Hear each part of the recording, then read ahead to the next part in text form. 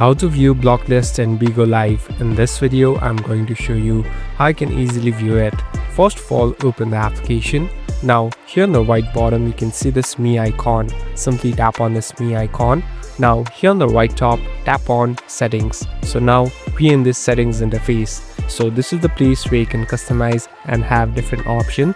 Here on the top, you'll be able to find a section called block list. Simply tap on block list. So this is the place where you know which people you have blocked. So the people whom you have blocked will be shown here. So in my case, I have not blocked anyone, so it's empty. So here you can customize it, and you can even unblock the one that you want to return back or message or even follow them. So you can go back and it's all done. Thank you for watching this video. I hope this video will help you.